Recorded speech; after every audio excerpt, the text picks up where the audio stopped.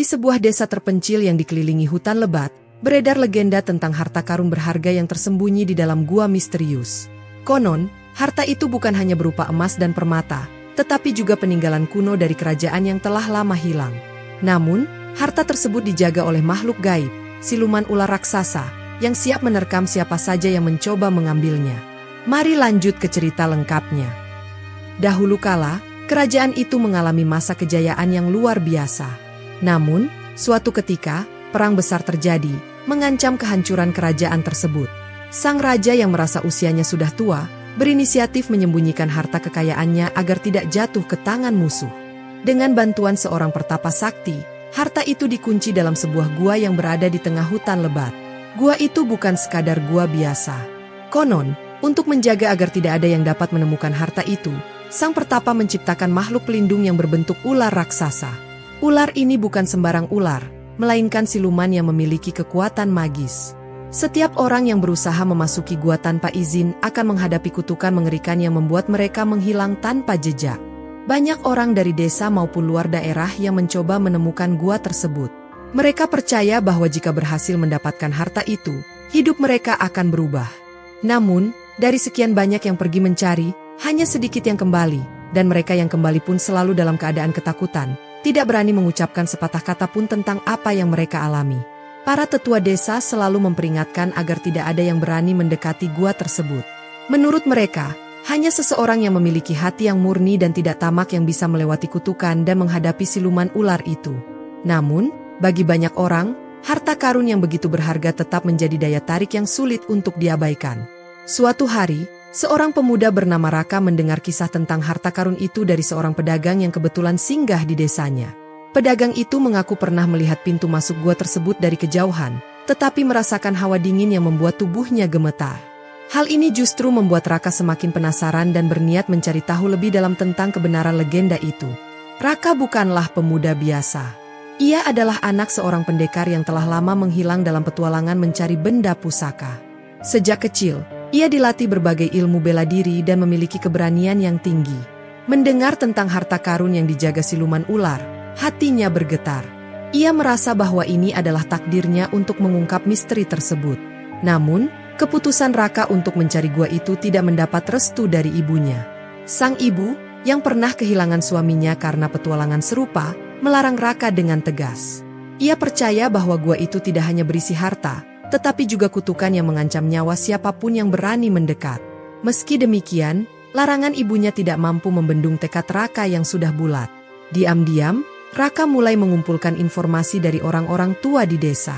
Ia mencari tahu tentang arah menuju gua, tanda-tanda yang bisa membawanya ke sana, serta berbagai kisah tentang orang-orang yang pernah mencoba mendekatinya. Semakin banyak yang ia dengar, semakin ia merasa bahwa ini bukan sekadar dongeng, melainkan sebuah kenyataan yang tersembunyi di balik misteri yang belum terpecahkan. Suatu malam, setelah memastikan semua persiapan sudah matang, Raka meninggalkan rumahnya tanpa memberitahu siapapun. Dengan hanya berbekal peta sederhana yang ia dapat dari seorang kakek tua, sebilah pedang pusaka peninggalan ayahnya, serta keyakinan yang kuat, ia melangkah menuju hutan yang dipercaya menyembunyikan gua tersebut. Petualangan yang akan mengubah hidupnya baru saja dimulai. Malam masih pekat ketika Raka melangkahkan kakinya ke dalam hutan yang konon menyembunyikan gua berisi harta karun yang dijaga oleh siluman ular. Angin malam berembus dingin, membawa bisikan-bisikan samar yang seolah memperingatkannya untuk kembali. Namun, tekadnya sudah bulat.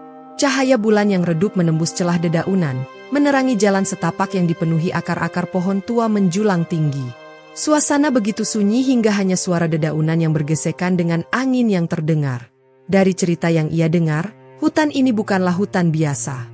Beberapa orang yang pernah tersesat di dalamnya mengaku melihat bayangan hitam yang melintas di kejauhan, suara langkah tanpa wujud, dan kilatan mata yang mengintai dari kegelapan. Ada yang mengatakan bahwa hutan ini dihuni oleh makhluk gaib yang setia melindungi harta karun dari tangan manusia serakah. Tetapi Raka tidak gentar. Ia percaya bahwa jika ia tidak berniat buruk, makhluk-makhluk itu tidak akan mengganggunya.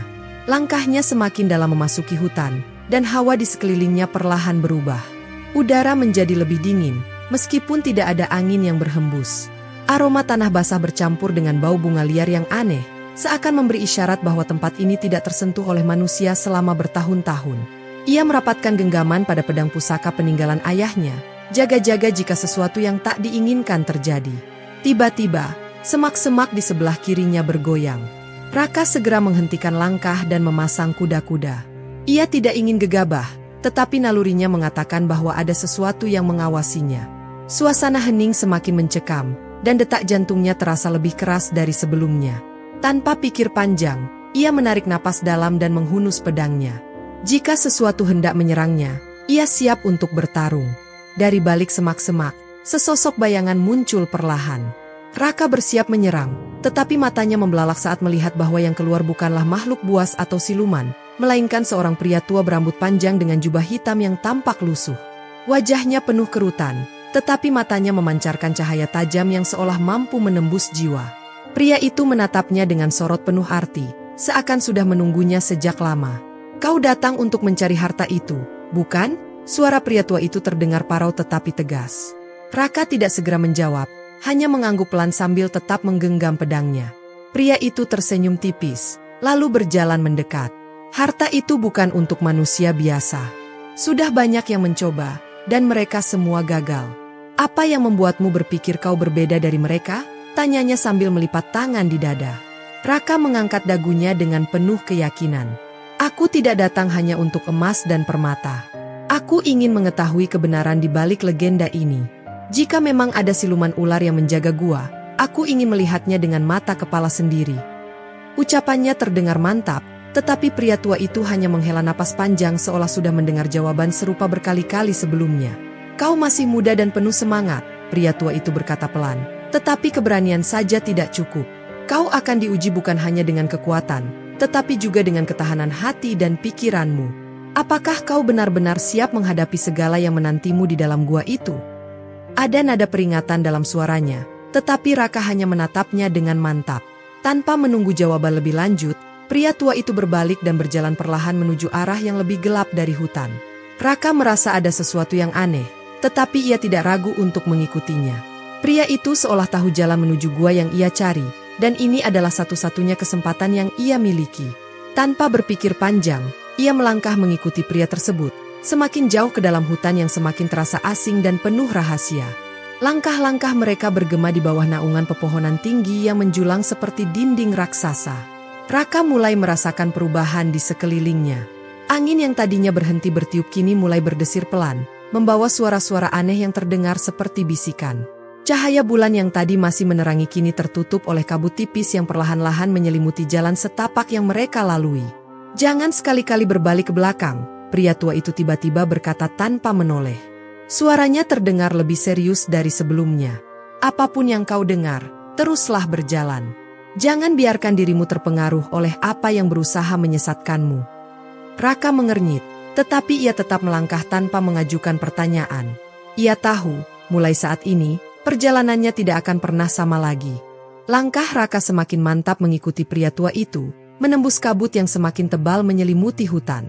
Semakin jauh mereka berjalan, semakin terasa keanehan di sekelilingnya. Pohon-pohon tampak bergerak sendiri, bayangan gelap berkelebat di antara celah-celah pepohonan, dan suara-suara aneh mulai bergema dari segala arah.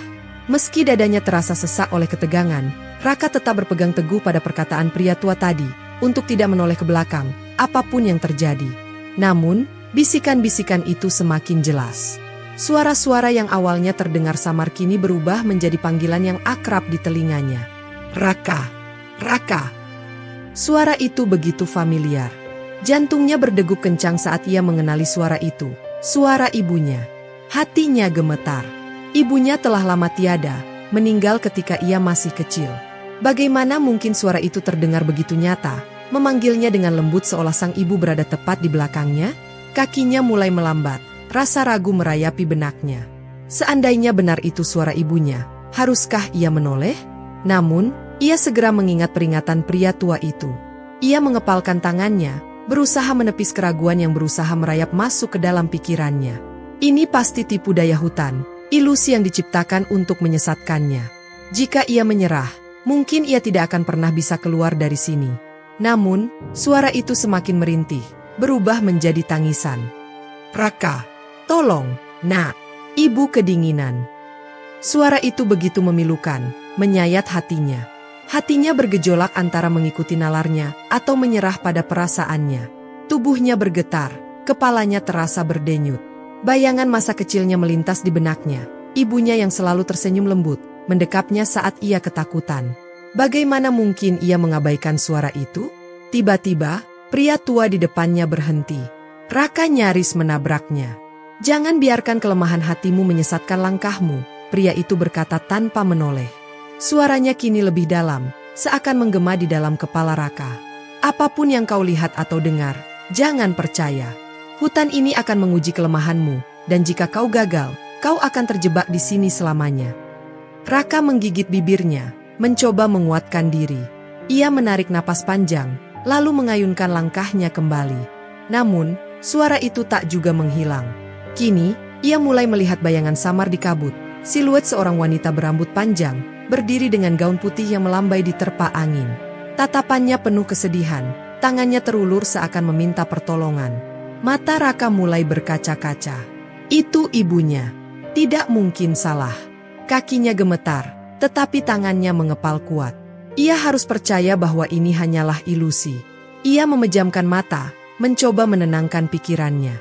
"Ini bukan nyata, ini bukan nyata," bisiknya pada diri sendiri. Ketika ia membuka mata kembali, sosok wanita itu masih ada, tetapi kini berubah sedikit demi sedikit. Kulitnya yang pucat semakin memudar, matanya yang sendu berubah menjadi kelam, dan senyumnya perlahan melengkung menjadi sesuatu yang mengerikan.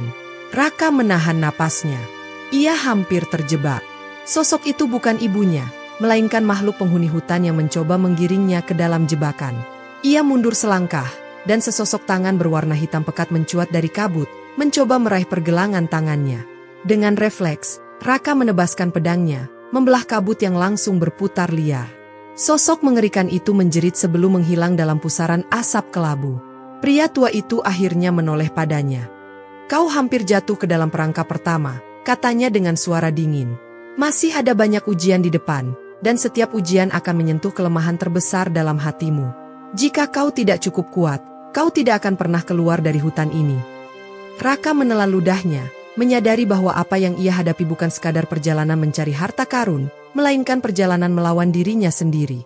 Ia mengangguk mantap, meneguhkan hatinya untuk tidak goyah lagi. Apapun yang terjadi, ia harus terus maju. Tanpa banyak bicara, mereka kembali melangkah, semakin dalam menuju pusat hutan. Kabut perlahan menipis, tetapi ketegangan di udara tidak berkurang. Raka tahu, ini baru permulaan. Masih banyak rintangan yang menanti di hadapannya, dan ia tidak tahu seberapa berat ujian berikutnya. Semakin jauh mereka melangkah, semakin sunyi hutan di sekitar mereka.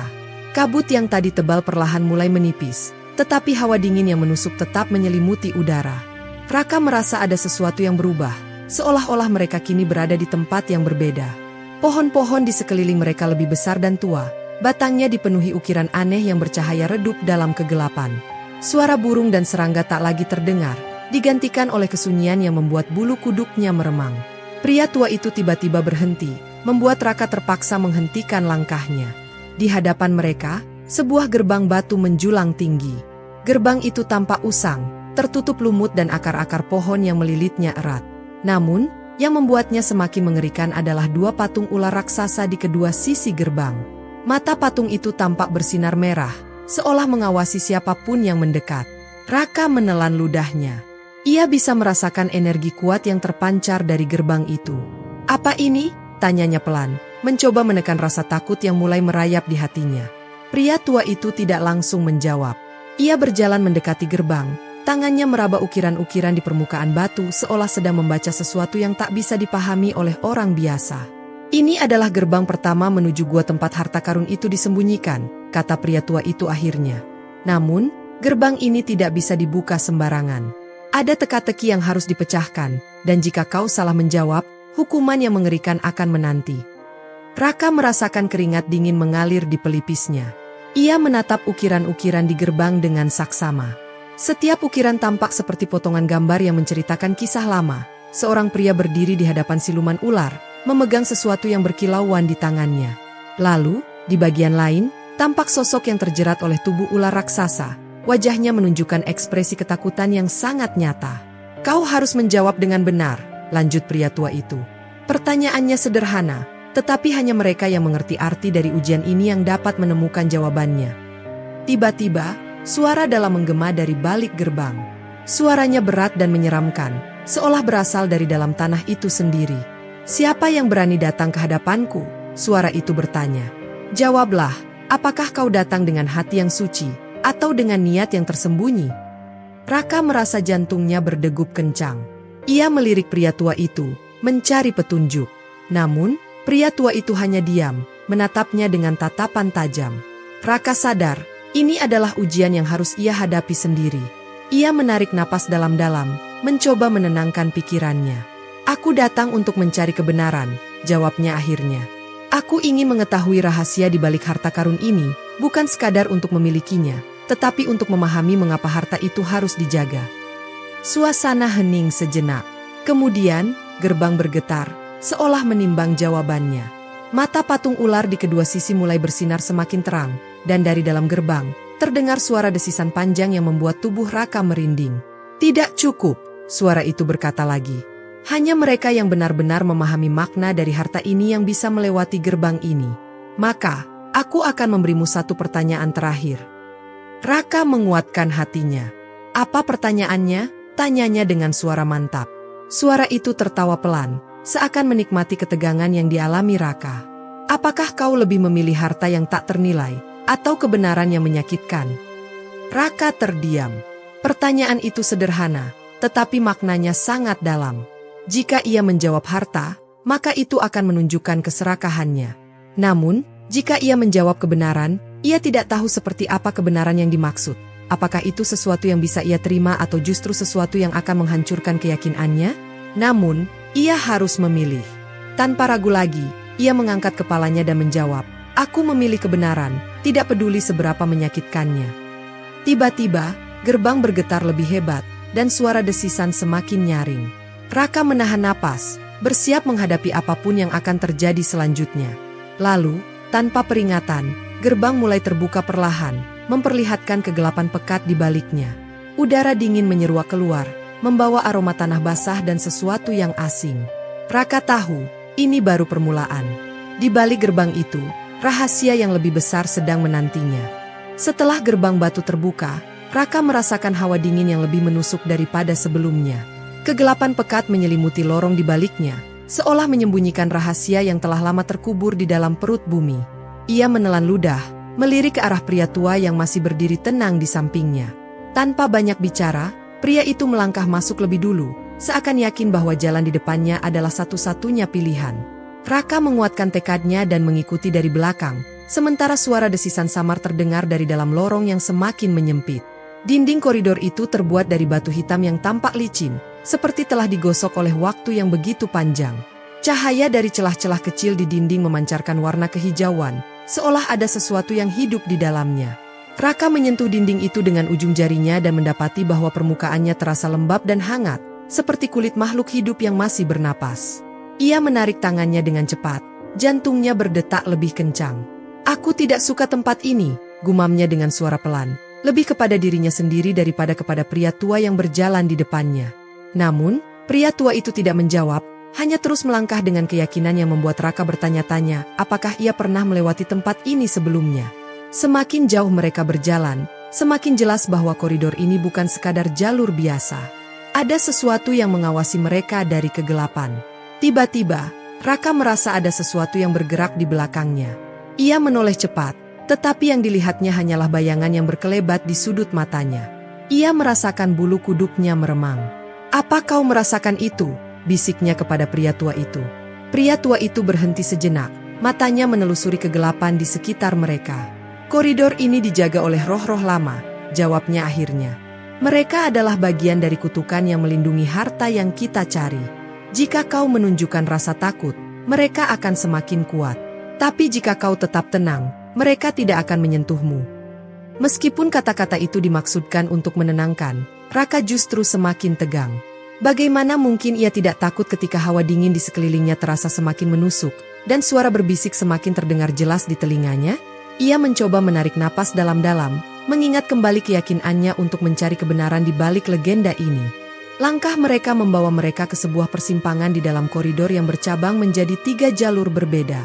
Setiap jalur terlihat sama gelap dan menakutkan. Namun, di depan masing-masing jalur, terdapat ukiran ular besar yang menghadap ke arah mereka, seolah sedang menilai siapa yang berani melangkah lebih jauh. "Mana yang harus kita pilih?" tanya Raka dengan suara yang lebih tegang daripada yang ia harapkan. Pria tua itu mendekati ukiran yang berada di tengah dan memperhatikan simbol-simbol kuno yang terpahat di bawahnya. "Ini adalah ujian lain," katanya. "Setiap jalur memiliki takdir yang berbeda. Jika kita salah memilih, kita mungkin tidak akan pernah bisa kembali."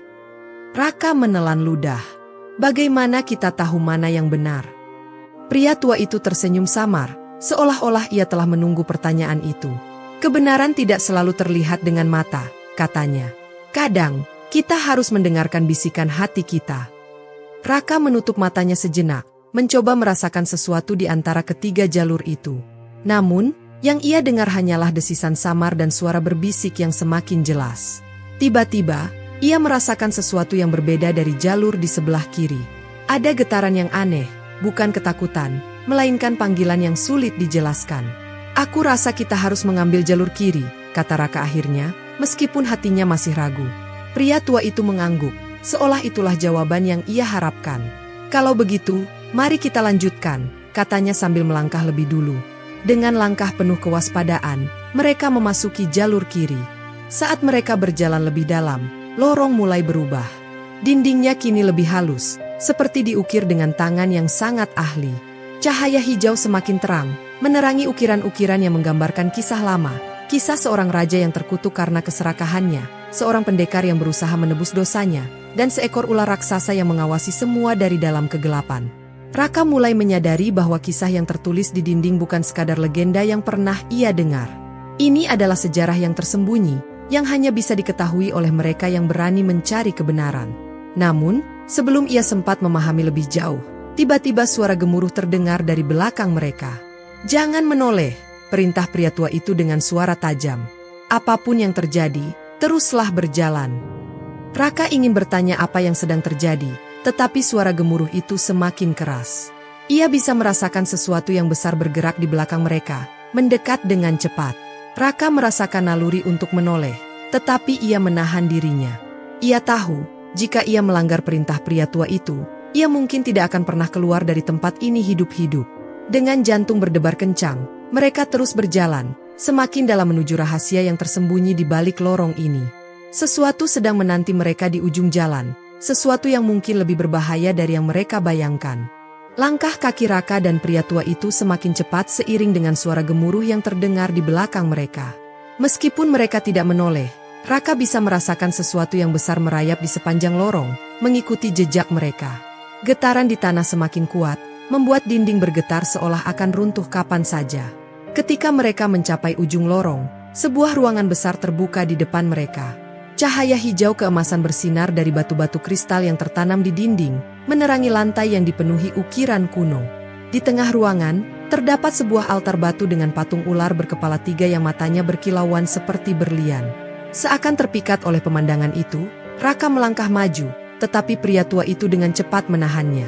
"Jangan gegabah," bisik pria tua itu dengan nada tegas. "Ini bukan sekadar patung. Ini adalah penjaga terakhir sebelum harta yang kita cari. Satu langkah salah, dan kau mungkin tidak akan bisa keluar dari sini hidup-hidup." Raka menelan ludah. Napasnya masih berat setelah berlari di lorong sempit tadi.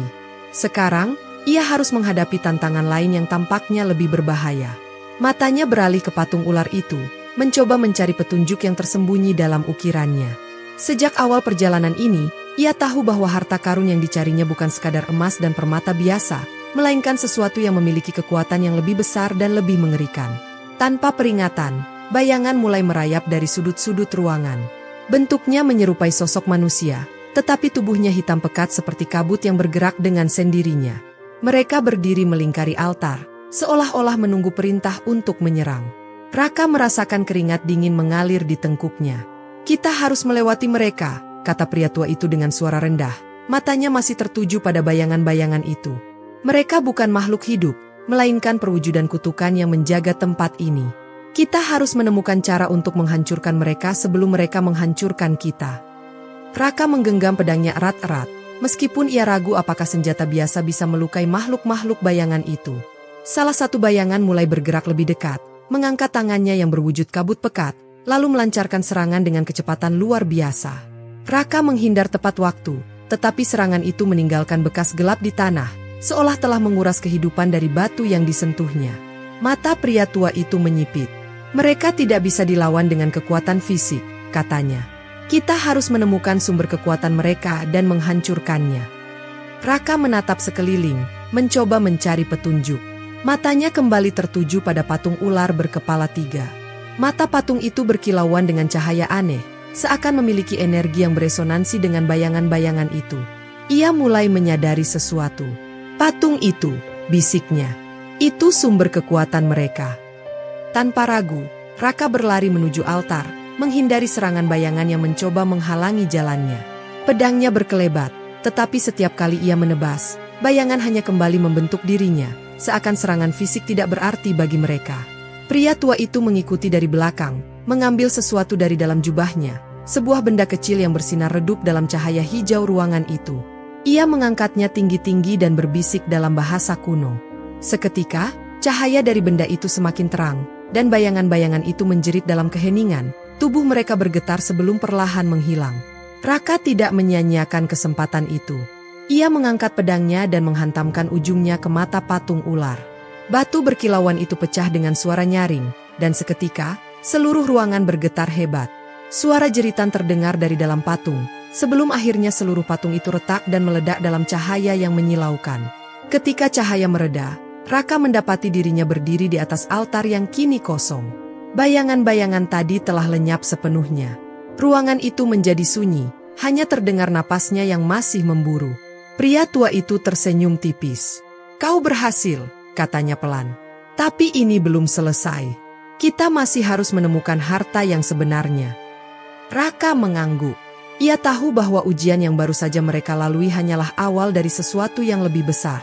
Di depan mereka, sebuah pintu batu mulai terbuka dengan sendirinya, mengundang mereka untuk melangkah lebih jauh ke dalam misteri yang masih tersembunyi. Pintu batu yang terbuka di hadapan Raka dan pria tua itu menghembuskan angin dingin yang membawa aroma tanah lembab dan sesuatu yang lebih mengerikan. Bau kematian yang samar, tetapi cukup kuat untuk membuat bulu kuduk Raka berdiri. Cahaya dari ruangan sebelumnya tidak dapat menembus kegelapan pekat yang menanti di balik pintu itu, seolah-olah mereka sedang diundang ke dalam jurang yang tak berdasar. Pria tua itu melangkah lebih dahulu, mengangkat tangannya yang menggenggam benda kecil bersinar yang tadi digunakannya untuk mengusir bayangan-bayangan kutukan. Sinar dari benda itu meredup, seakan kehilangan sebagian besar energinya setelah pertarungan sebelumnya. Namun, ia tetap melangkah dengan percaya diri, sementara Raka mengikutinya dengan hati-hati, pedang masih tergenggam erat di tangannya. Setiap langkah yang mereka ambil menggema di lorong sempit yang semakin menurun. Dinding di kiri dan kanan mereka kini dipenuhi ukiran ular dalam berbagai bentuk. Ada yang menggeliat di antara bebatuan, ada yang melilit sosok manusia yang sedang menjerit, ada pula yang memiliki mata bersinar seakan hidup dan mengawasi mereka. Lorong ini jelas bukan sekadar jalan biasa, melainkan bagian dari ritual kuno yang diciptakan untuk menguji siapapun yang berani mendekati harta terlarang. Setelah berjalan cukup jauh, mereka tiba di sebuah jembatan batu sempit yang terbentang di atas jurang hitam tak berdasar. Di bawahnya, tidak ada tanda-tanda air atau batuan, hanya kehampaan yang memancarkan aura kelam. Di sisi seberang, tampak sebuah gerbang raksasa yang diukir dengan simbol ular melingkar dan dua mata zamrud yang berkilauan redup. Itu pasti pintu terakhir menuju tempat harta karun yang mereka cari. Raka menelan ludah. "Bagaimana kita tahu bahwa jembatan ini aman untuk dilewati?" tanyanya dengan suara rendah. Ia tidak ingin suara mereka menggema terlalu keras dan membangunkan sesuatu yang mungkin bersembunyi di dalam kegelapan. Pria tua itu menatap ke depan dengan ekspresi serius. "Tidak ada cara untuk mengetahuinya kecuali mencobanya," jawabnya. "Tapi satu hal yang pasti, jika tempat ini dijaga oleh siluman ular, mereka tidak akan membiarkan kita melewatinya dengan mudah." Mereka mulai melangkah di atas jembatan itu dengan hati-hati. Batu di bawah kaki mereka terasa dingin dan sedikit licin, seakan telah lama ditinggalkan dan dilapisi oleh kelembapan yang berasal dari kabut tipis di sekitar mereka. Setiap langkah terasa seperti taruhan dengan nyawa sendiri, karena di bawah mereka hanya ada kehampaan yang menanti untuk menelan siapapun yang terpeleset. Saat mereka mencapai pertengahan jembatan, terdengar suara desisan panjang yang bergaung di dalam kegelapan. Raka langsung menoleh ke kanan dan kiri, mencoba mencari sumber suara itu. Kabut di sekitar mereka mulai bergerak aneh, seolah-olah ada sesuatu yang bersembunyi di dalamnya, mengintai mereka dari tempat yang tak terlihat. Tiba-tiba, dari balik kabut, muncul sosok yang membuat Raka membeku seketika. Seekor ular raksasa berwarna hitam keunguan dengan mata merah menyala meluncur keluar dari kegelapan. Sisiknya berkilauan seperti baja, dan lidahnya yang bercabang menjulur panjang, menjilat udara dengan gerakan yang mengancam. Ular itu melingkarkan tubuhnya di salah satu pilar batu di sisi jembatan, lalu menatap mereka dengan pandangan yang penuh kebencian. Pria tua itu menarik napas panjang. "Siluman penjaga," gumamnya. "Kita tidak bisa mundur sekarang." Ular raksasa itu membuka mulutnya, memperlihatkan taring-taring tajam yang meneteskan cairan kehijauan. "Siapa yang berani menginjak tanah terlarang ini?" Suaranya bergema, dalam dan menggetarkan dada, seolah-olah berasal dari dunia lain. Raka menggenggam pedangnya lebih erat, meskipun ia tahu betul bahwa melawan makhluk seperti ini bukanlah sesuatu yang mudah. "Kami hanya ingin melewati gerbang itu," katanya, mencoba tetap tenang meskipun jantungnya berdegup kencang. Ular itu tertawa rendah, suara desisannya menggema di seluruh gua. "Hanya yang telah membayar dengan nyawanya yang boleh melewati gerbang ini," katanya. "Apakah kalian siap menyerahkan diri kalian kepada kegelapan?" Raka dan pria tua itu saling berpandangan. Mereka tahu bahwa kata-kata ular itu bukan sekadar ancaman, melainkan tantangan yang harus mereka jawab dengan tindakan. Jika mereka ingin mencapai harta yang tersembunyi, mereka harus menghadapi siluman ini dan mengatasi ujian terakhir sebelum gerbang terbuka. Tanpa peringatan, ular itu melesat maju dengan kecepatan luar biasa, menerjang mereka dengan mulutnya yang menganga lebar. Raka hanya punya satu pilihan, melompat ke samping, menghindari serangan itu dengan nyaris kehilangan keseimbangan di atas jembatan sempit. Ia merasakan angin dari gerakan ular itu menerpa tubuhnya, menandakan betapa tipisnya jarak antara hidup dan mati. Pria tua itu mengangkat tangannya, dan benda kecil bercahaya di genggamannya kembali bersinar. Cahaya itu menyebar, menciptakan lingkaran perlindungan di sekitar mereka. Namun, ular itu tidak mundur. Ia justru semakin marah, berputar mengelilingi pilar batu dan menatap mereka dengan tatapan penuh dendam. "Kau harus mencari kelemahannya," seru pria tua itu. "Siluman seperti ini tidak bisa dikalahkan hanya dengan senjata biasa." Raka mengamati tubuh ular itu dengan saksama. Lalu, matanya tertuju pada sesuatu, mata zamrud yang terukir di gerbang raksasa di seberang jembatan. Sebuah firasat aneh muncul dalam benaknya. Bisa jadi, mata zamrud itu adalah sumber kekuatan siluman ini. Jika ia bisa menghancurkannya, mungkin mereka akan memiliki kesempatan untuk menang. Namun, bagaimana caranya melakukannya saat mereka masih terjebak di jembatan sempit ini? Waktu terus berjalan, dan siluman ular itu bersiap untuk menyerang lagi. Raka hanya punya beberapa detik untuk mengambil keputusan yang akan menentukan hidup dan matinya. Raka menarik napas dalam-dalam, mencoba mengabaikan rasa takut yang menggerogoti keberaniannya. Di hadapannya, siluman ular itu meliuk-liukan tubuh raksasanya dengan lincah, siap menyerang kapan saja. Mata merahnya bersinar garang, dan dari mulutnya keluar desisan panjang yang menggetarkan udara di sekitar mereka. Pria tua di sebelahnya juga bersiap, tangannya menggenggam erat jimat bercahaya yang mulai meredup, seolah-olah energinya telah terkuras oleh kehadiran kegelapan yang semakin kuat. Jembatan batu yang mereka pijak mulai bergetar pelan, seakan keberadaan siluman itu membuat seluruh gua ikut bereaksi.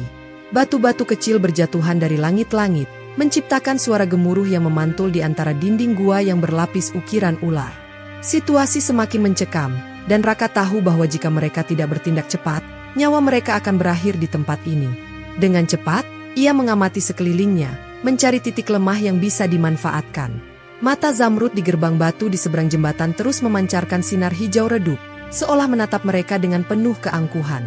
Ia teringat dugaannya sebelumnya, bahwa mungkin batu permata itu adalah sumber kekuatan siluman ular ini. Namun, masalahnya adalah bagaimana cara menghancurkan permata itu tanpa jatuh ke dalam jurang yang menganga di bawahnya. Tiba-tiba, siluman ular itu melesat ke arahnya, tubuhnya bergerak seperti bayangan yang sulit ditangkap. Raka hanya punya sepersekian detik untuk bereaksi. Ia melompat ke samping, menghindari taring tajam yang hampir mencengkeram tubuhnya. Namun, akibatnya ia kehilangan keseimbangan dan hampir terjatuh dari jembatan. Kakinya terpeleset di batu yang licin, dan hanya dalam hitungan detik, ia bergelantungan di tepi jembatan dengan satu tangan, berusaha bertahan agar tidak jatuh ke dalam jurang tanpa dasar. Pria tua itu dengan sigap mengulurkan tangannya, menarik Raka kembali ke atas dengan tenaga yang tak disangka-sangka dari tubuhnya yang tampak renta. "Jangan lengah. Kita harus bertindak sekarang," serunya dengan suara lantang. Ia kemudian mengangkat jimatnya tinggi-tinggi, dan cahaya terakhir yang tersisa di dalamnya berpendar kuat, menciptakan kilatan terang yang membuat siluman ular itu tersentak mundur. Menyadari bahwa kesempatan telah tiba, Raka segera meraih pedangnya dan menatap gerbang batu di depan mereka. Jika memang benar mata Zamrud itu adalah kunci kekuatan siluman ini, maka ia harus menghancurkannya dalam sekali serang. Namun, melakukannya dari jarak jauh adalah sesuatu yang mustahil. Satu-satunya cara adalah mendekatinya dengan cepat. Tapi bagaimana mungkin ia bisa mencapai gerbang itu dengan siluman ular yang terus mengawasi mereka? Saat itulah, pria tua itu berbisik dengan suara penuh tekad. "Aku akan mengalihkan perhatiannya. Gunakan kesempatan ini untuk mencapai gerbang." Tanpa menunggu jawaban, ia melemparkan jimat bercahayanya ke udara. Cahaya dari jimat itu meledak, menyelimuti area sekitar mereka dengan kilatan menyilaukan. Siluman ular itu mendesis keras, terganggu oleh cahaya yang menusuk matanya. Melihat celah yang terbuka, Raka segera berlari ke ujung jembatan secepat mungkin. Setiap langkahnya terasa seperti pertaruhan nyawa, karena jembatan itu semakin bergetar hebat, seolah-olah tak mampu lagi menahan beban pertempuran yang sedang berlangsung. Napasnya memburu, dan keringat dingin mengalir di pelipisnya, tetapi ia tidak berhenti. Ia harus mencapai gerbang sebelum siluman ular itu sadar kembali. Saat akhirnya tiba di depan gerbang batu, ia mengangkat pedangnya tinggi-tinggi. Cahaya dari mata Zamrud itu tampak semakin kuat, seakan menyadari ancaman yang datang. Raka tahu ia hanya memiliki satu kesempatan, dan jika ia gagal, maka semuanya akan berakhir. Dengan segenap kekuatan yang tersisa, ia mengayunkan pedangnya ke arah permata itu, menyalurkan seluruh tenaga dan tekadnya dalam satu serangan yang menentukan. Terdengar suara gemuruh keras saat pedangnya menghantam permata Zamrud. Cahaya hijau yang terpancar dari batu itu berpendar liar sebelum akhirnya meledak dalam serpihan kecil yang berterbangan ke segala arah. Getaran besar mengguncang gua, dan siluman ular itu mengeluarkan raungan kesakitan yang menggelegar, menggema di seluruh tempat. Tubuhnya melingkar tak terkendali, lalu mulai bergetar hebat sebelum akhirnya membeku di tempat. Mata merahnya perlahan meredup, dan dalam hitungan detik, tubuhnya mulai berubah menjadi kabut hitam yang terurai di udara. Siluman ular itu lenyap, menghilang tanpa jejak, meninggalkan keheningan yang mencekam di dalam gua yang sebelumnya penuh dengan ancaman. Raka terengah-engah, lututnya hampir goyah setelah mengerahkan seluruh tenaganya. Pria tua itu berjalan mendekatinya dengan ekspresi lega. "Kau berhasil," katanya dengan suara tenang. "Gerbang ini kini telah terbuka untukmu." Perlahan, gerbang batu itu mulai bergerak, membuka jalan menuju ruangan terakhir yang selama ini mereka cari. Raka menatap ke dalam, dan matanya membelalak lebar saat melihat kilauan emas dan permata yang memenuhi ruangan di baliknya. Harta karun yang dijaga oleh siluman ular itu kini berada di hadapan mereka. Namun, apakah ini benar-benar akhir perjalanan mereka, atau masih ada rahasia lain yang tersembunyi di dalamnya? Raka berdiri terpaku di ambang pintu gerbang yang baru saja terbuka, matanya membelalak takjub melihat cahaya berkilauan yang memenuhi ruangan di hadapannya. Peti-peti emas bertumpuk-tumpuk, permata berserakan di lantai seperti bintang jatuh yang terserak di langit malam, dan artefak-artefak kuno berdiri kokoh, seolah masih menyimpan kisah dari masa lalu.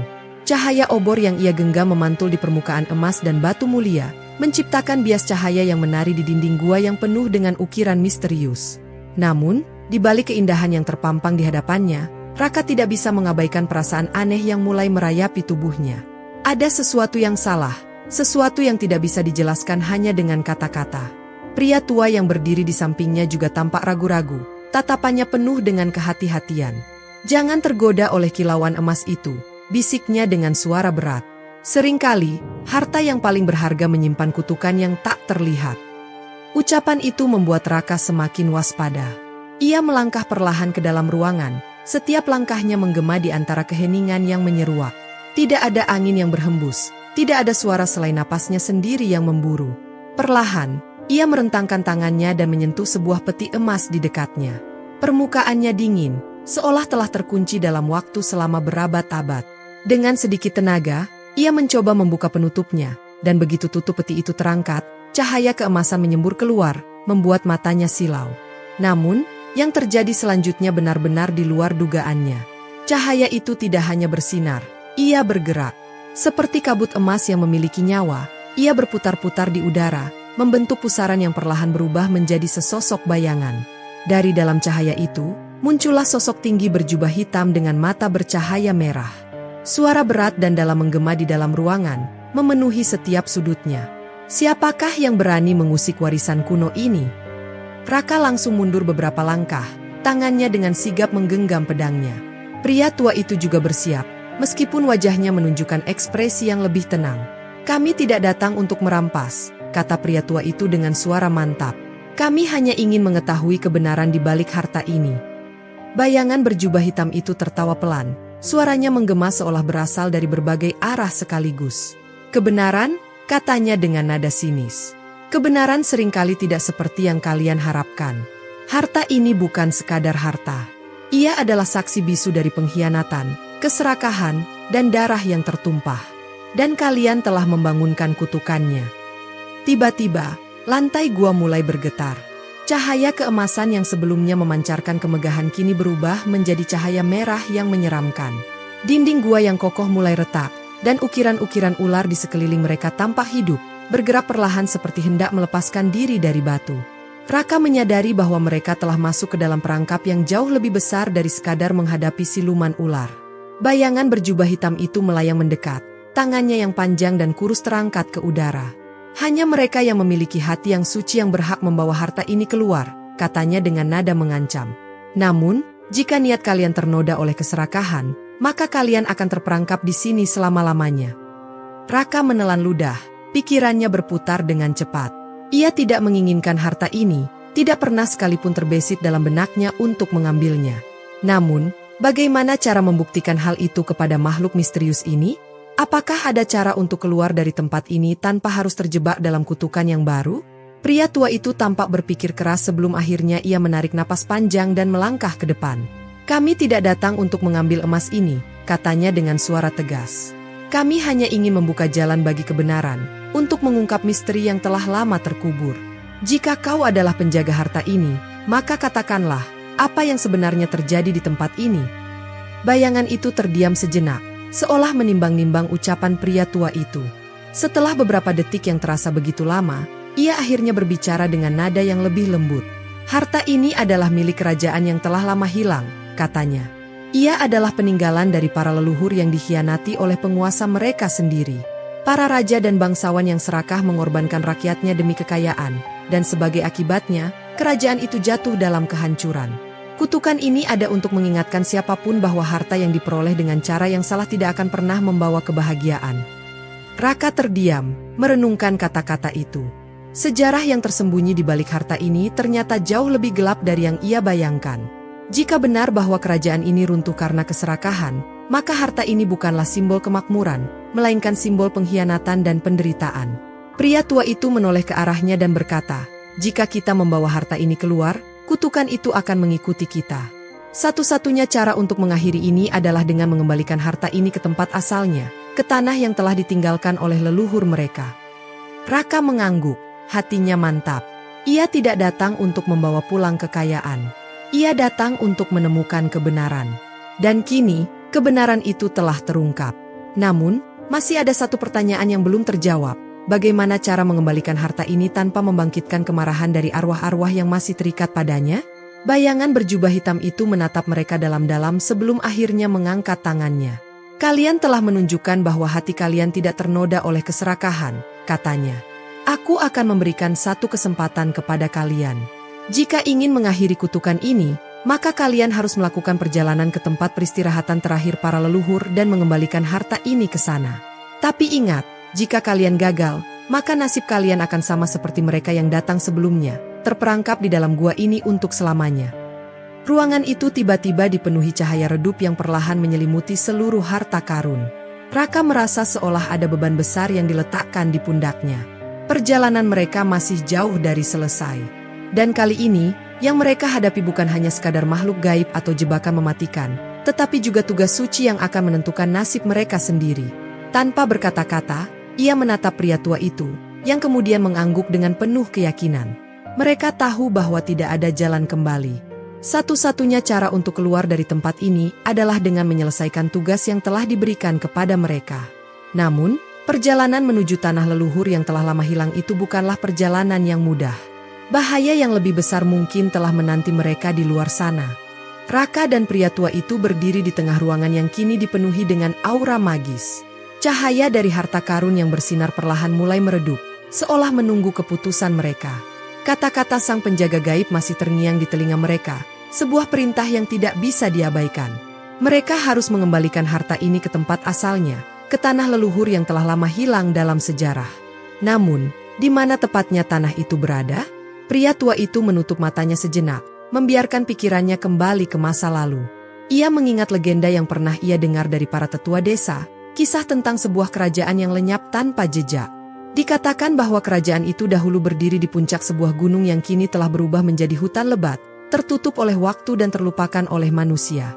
Jika legenda itu benar, maka mereka harus melakukan perjalanan ke utara, melewati lembah berkabut dan sungai beracun, menuju puncak gunung yang disebut sebagai Gunung Arunika.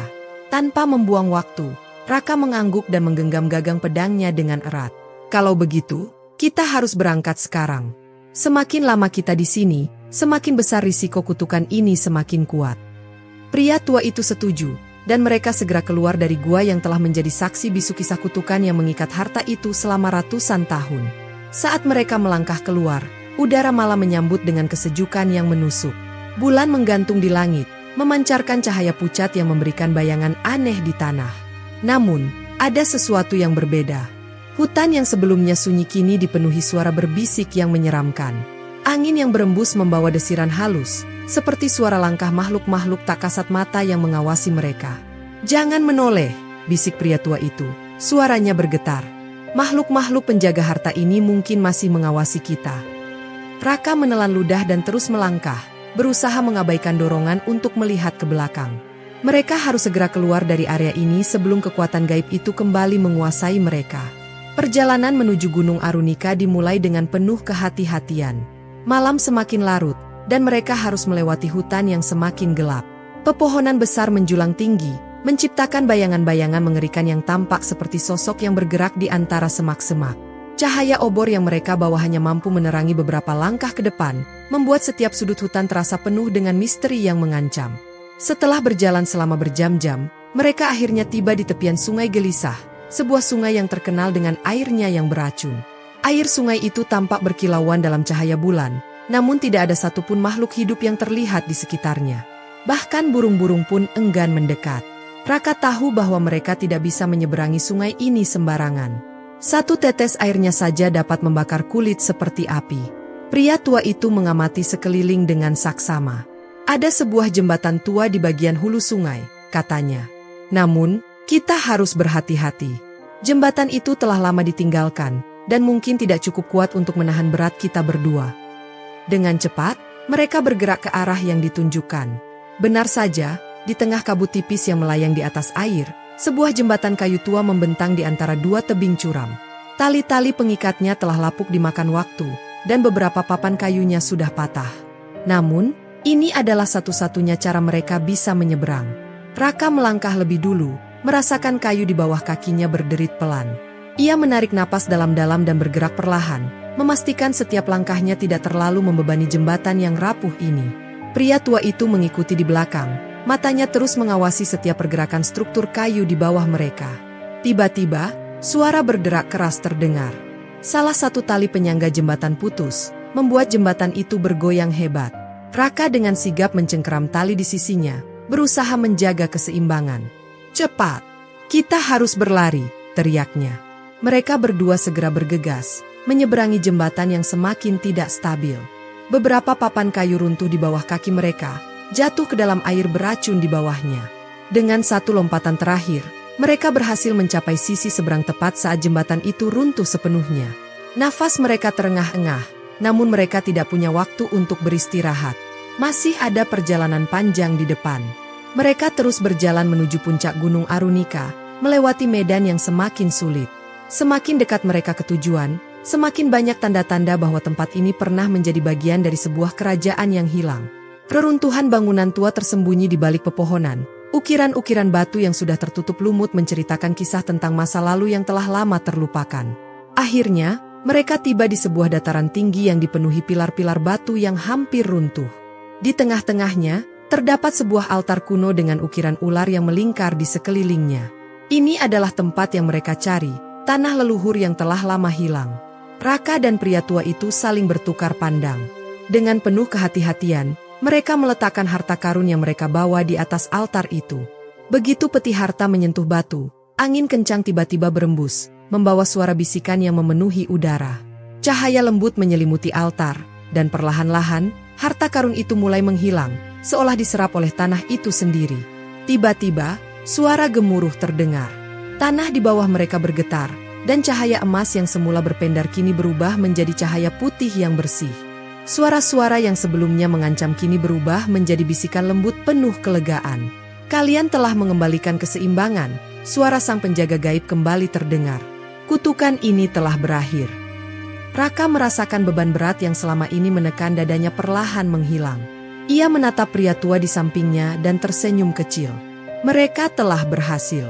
Harta karun itu bukan lagi milik manusia, melainkan telah kembali ke tempat asalnya, di bawah perlindungan para leluhur.